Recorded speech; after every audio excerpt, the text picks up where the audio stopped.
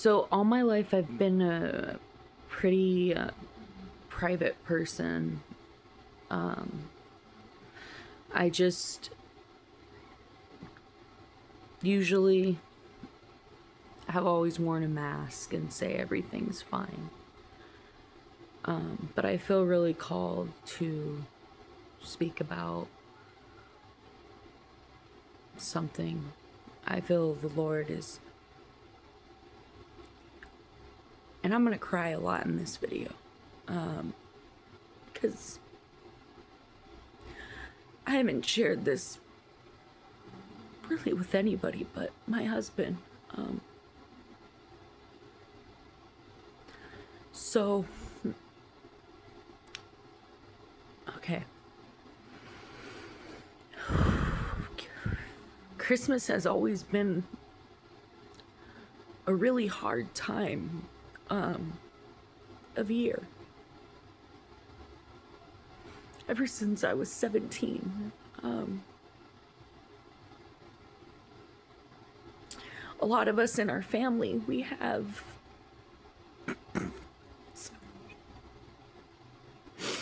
a lot of us in our family, we have the one person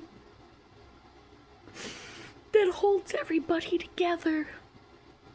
The glue. In my family, we have that. Sorry.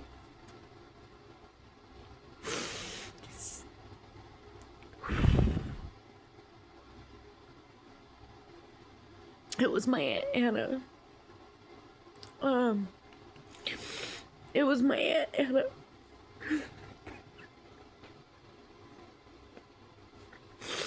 And we try so hard now.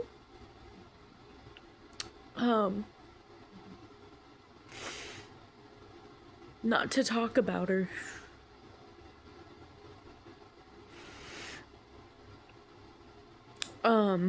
Sorry. Okay. So in a lot of our families, we have this glue, and, my Aunt Anna,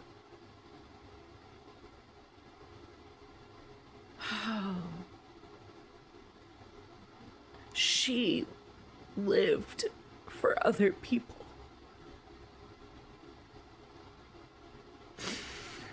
She was the true meaning of someone. I'm sorry.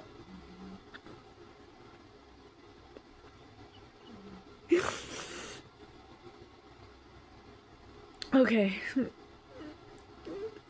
Sorry. Okay. God really wants me to share my Aunt Anna, so I'm gonna share her. My Aunt Anna. Okay. My Aunt Anna.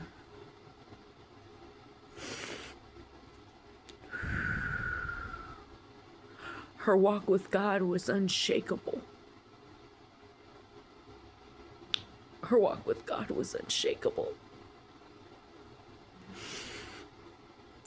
Her mom, I'm going to tell you her life. She was my dad's older sister. And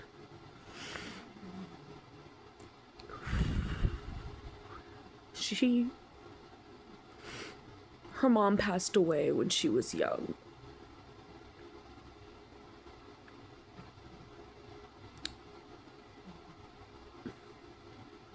Putting all my family business out there, okay? Not to gossip, but because I want to show the type of person that my aunt was. So, she had a stepmom, my grandma, who wasn't always kind to her. Do a lot of hurtful, and this is my grandma, and she's passed, so this is really hard for me to say. As much as I love my grandma, she wasn't the nicest person. she had a lot of hatred. And she had a lot of hatred towards my aunt because she was from the previous wife, you know, my grandpa's first wife, his childhood sweetheart. And it didn't matter. My Aunt Anna, it didn't matter. So she came to this country. My Aunt Anna didn't speak any English. And she came to this country because she was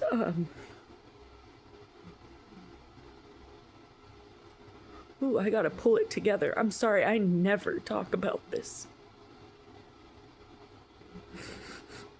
She came to this country because she got married to a wealthy, a young, wealthy Mexican businessman that made beer.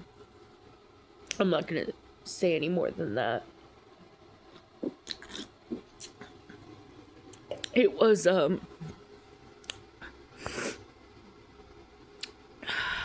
abusive relationship that my aunt was in her first marriage. And this man would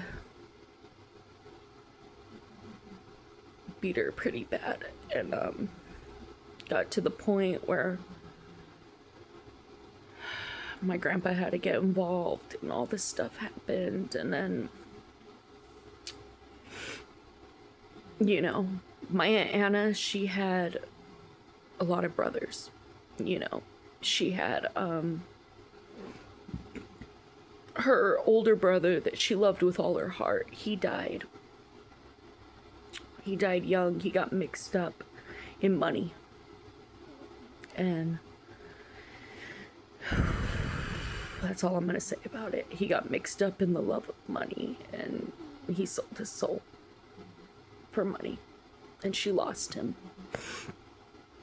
And, you know, my aunt was still faithful to God, even in an abusive marriage, even through losing her brother, even no matter what circumstances that came her way.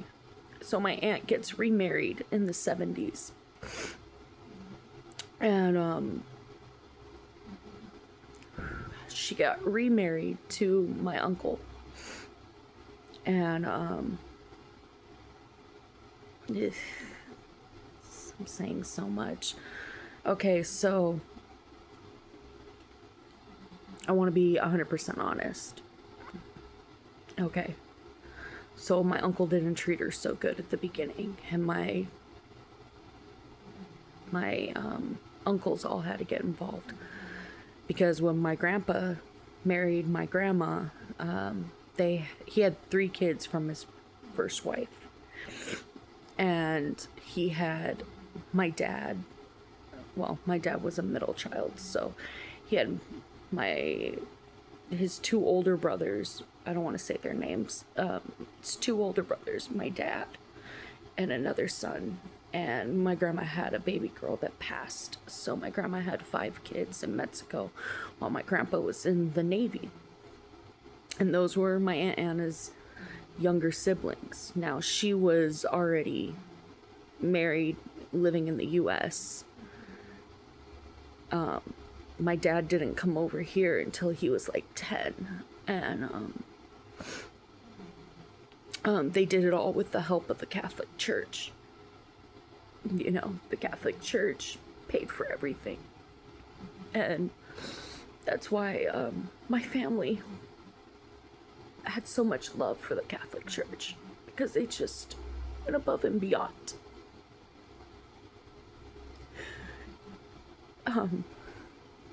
So my Aunt Anna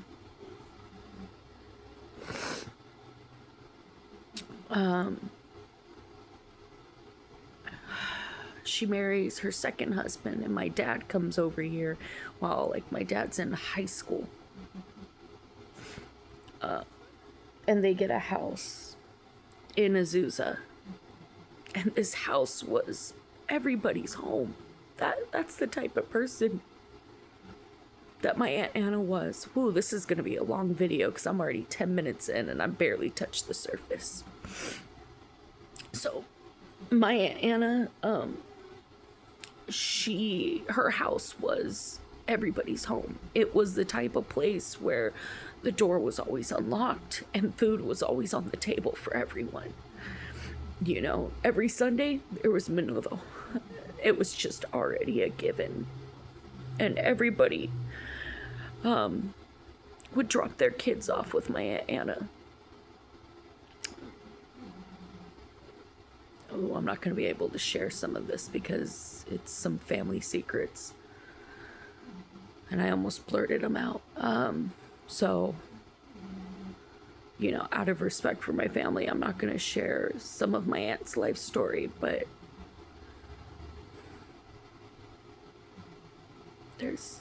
I wish there wasn't so many secrets because the type of person that she was, I wish I could share it completely. I wish I could share her testimony completely because it's mind-blowing.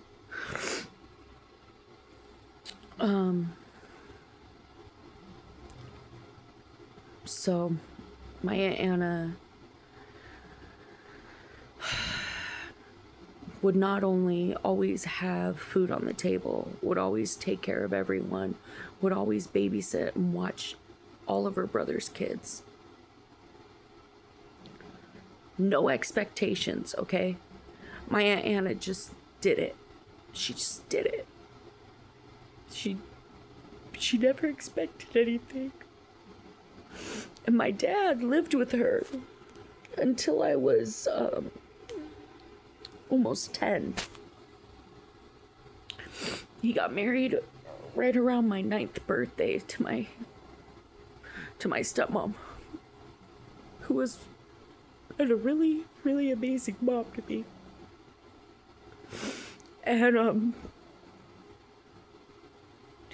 sorry.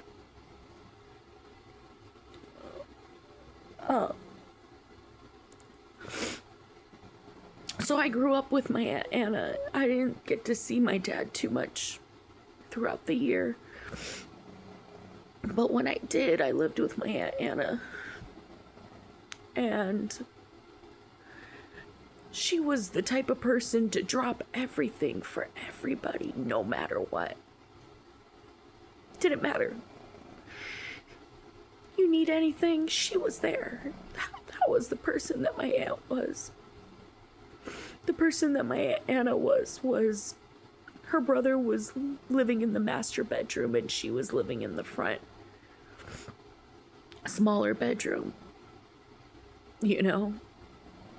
She was renting out her garage to family, and it was a full-blown apartment. My Aunt Anna was the type of person who her day looked like serving others constantly.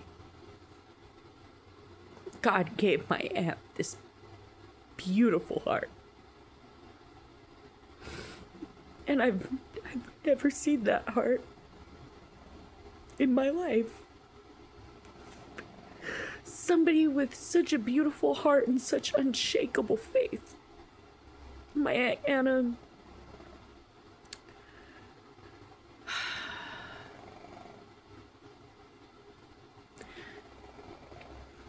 she couldn't have kids, and God blessed her with her daughter. And my Aunt Anna wanted kids more than anything in the world. And she had gotten Annie late. Ooh, I said her name. Late in life.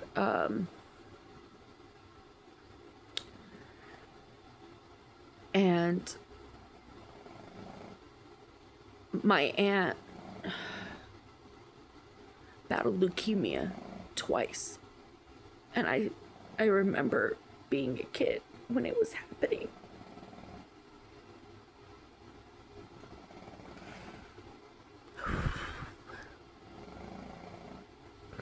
I'm sorry. I remember the first time she went through leukemia. And I remember her always being sick. And it was scary. And my Aunt Anna never showed it. She never showed it. When she was going through chemo and she was losing her hair the second time, my Aunt Anna was the type of person that, while she was going through chemo and losing her hair,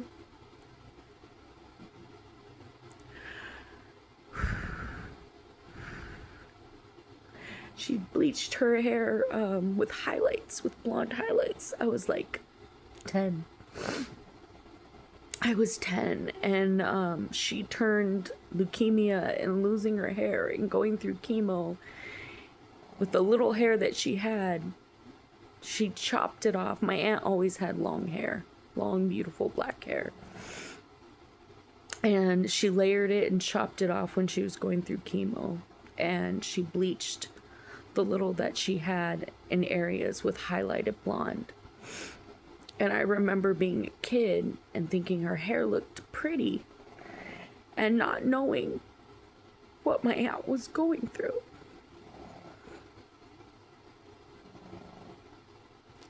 And I remember seeing all the medications and not understanding. My Aunt Anna was my safe space. It was the only safe space I had as a kid. It was the only place where I felt loved.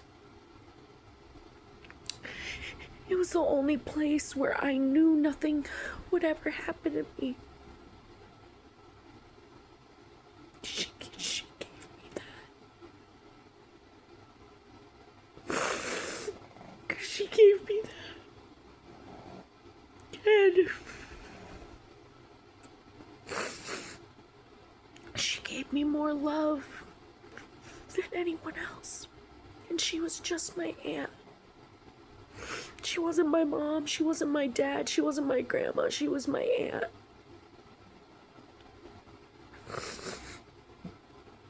And, I'm sorry. You know, as a kid who, a lot of people know my testimony. As a kid who got a lot of abuse and got a lot of... Sorry, Lord. I'm trying to hold it together. And this is something that I need to give to God, because I haven't yet. I'm still holding a lot of pain. And this video is really making me realize how much pain I'm holding on to. Oh. But the pain that I'm holding on, it's going to be used for good. Because I know out there's so many of us that are holding on to loved ones that have passed.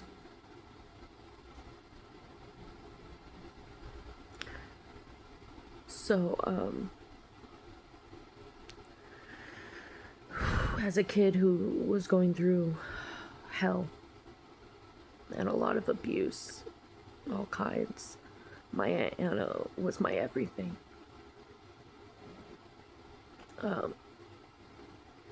And I would go to her house and I would be a terror. I was a terror. Terror. I had to be perfect everywhere else, but my Aunt Anna was the only place that I had unconditional love. So I would be a terror. And I was known for it at her house. I would act like the biggest brat. Because I knew. In the beginning, I did it because I was testing her to see if she would still love me. No matter how bad I acted.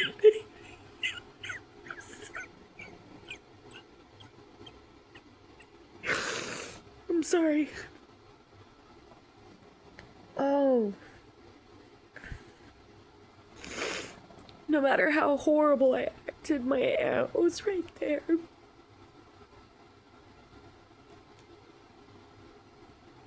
Showing me unconditional love. Having an unshakable faith. And she would take me to church, and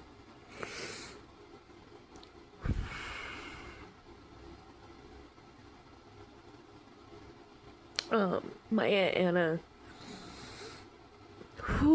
I'm sorry. I would do stupid things like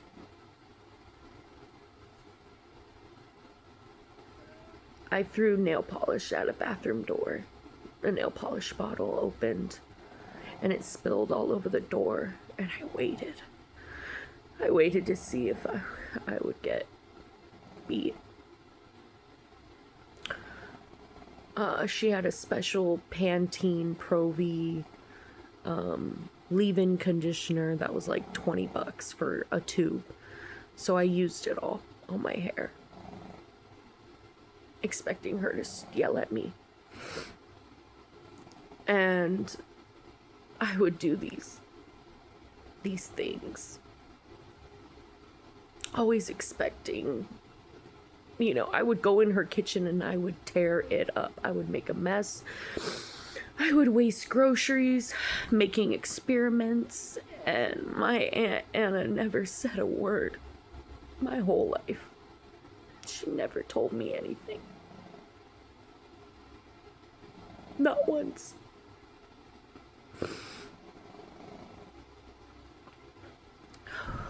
It wasn't until I was like 16 that she ever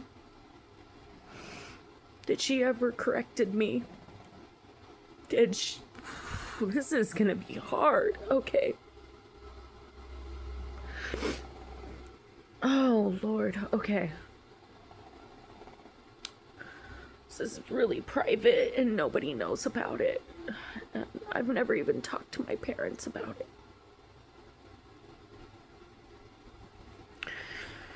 Okay.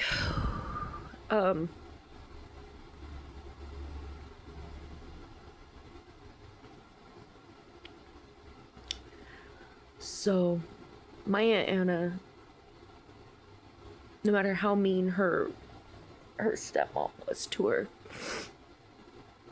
and she would make snide comments and little things, my Aunt Anna would clean her house top to bottom, go grocery shopping for her stepmom, which was my grandma, get her house in order, clean everything, make sure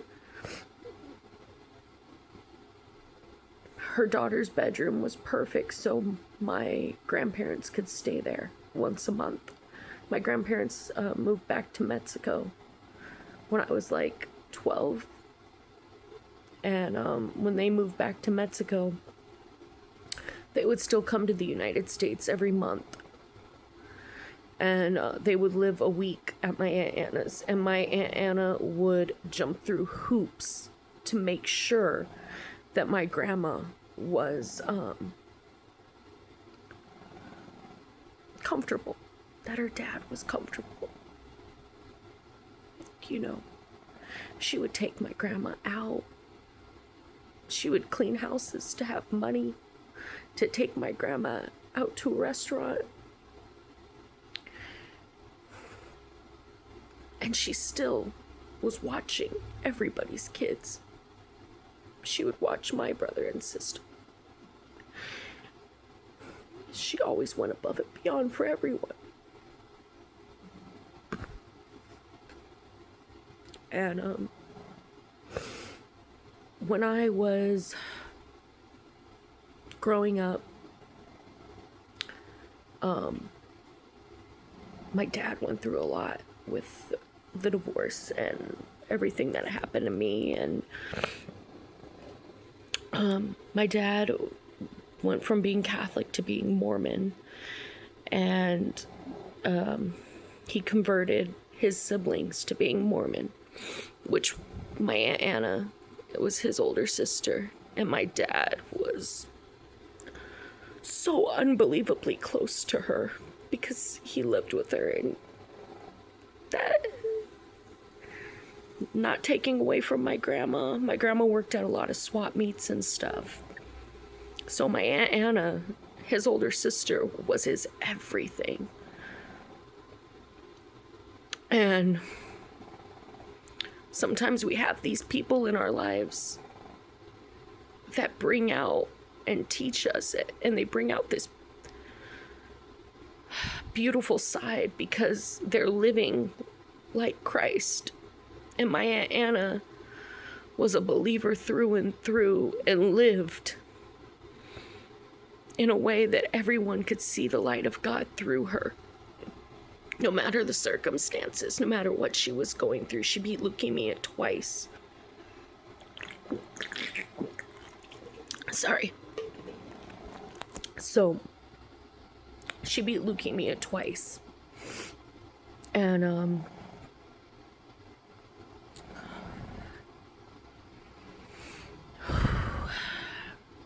by the time I was 14, she was clear.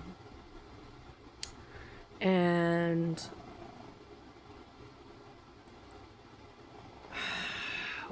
when I was like 16, she started correcting me for the first time ever, which I wasn't used to. I was used to always being perfect in her eyes.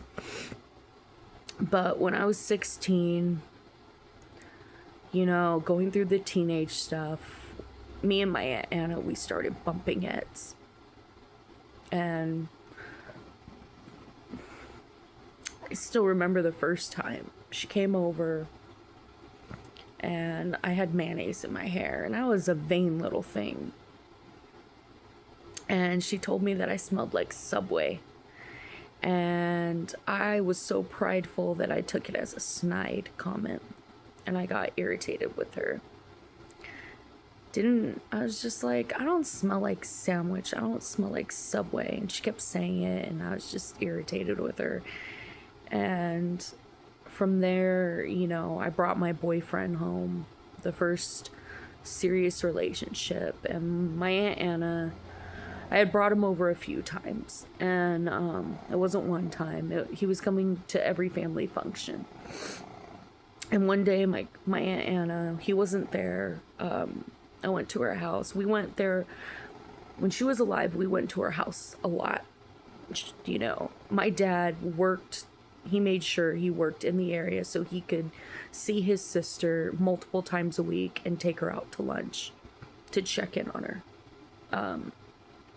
Her brothers were always at her house because she was a beautiful person. She was always there for everybody. She would always listen to everybody. She would always help everybody. So her house was always flooded with people. And when I was 16, almost 17, I just got a pop-up, sorry. When I was 16, my aunt pulled me aside and she said, hey, she told me, my aunt didn't speak English, so she told me in Spanish. She said, hey, pretty much, I don't like the way this is going. I don't like the way your relationship's going, you know. I love you. You're my little girl. I see so much of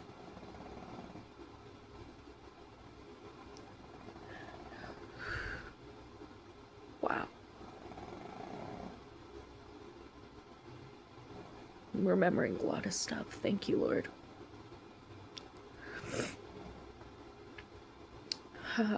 I see so much of myself in you.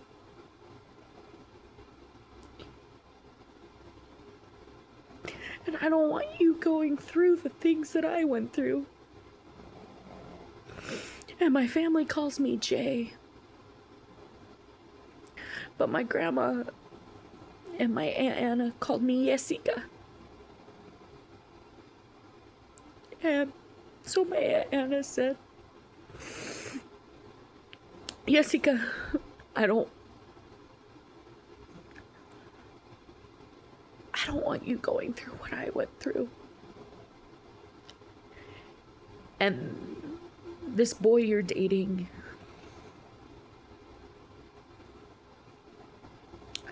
he is just like my first husband. And I don't want you in an abusive relationship.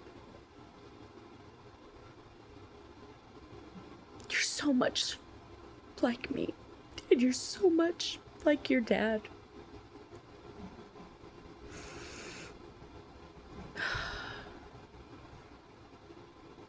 My dad was in an abusive relationship with my mom. Both of them. And when she said that, I was so angry at her. I was so mad at her. How dare she? How dare she talk about the love of my life? That's what I thought. I was 16. And for the first time, I thought, somebody loves me, just me. And my heart hardened towards her. And I got on the depot shot and I started gaining weight. So the next time I saw my aunt, she said, Jessica, like, I love you, but why are you eating so much? You've always been an intuitive eater, and you never gorged. Why are you doing this? And she pulled me aside privately and tried to help me, and I was so angry at her. I said, how can you attack my weight? Yeah, I've gained 20 pounds, but how dare you? My Aunt Anna was overweight, and she looked at me and she goes, forget it. I'm so sorry. I should have never said anything. I love you and I care about you, and I just don't want you to be stuck being overweight like me. And being a teenager, I just shut down. I didn't see the love that she had for me. I didn't see what she was trying to protect me from. Everything she said was right. My aunt hit me on the nail. She was right about everything. And, this is gonna be a really long video.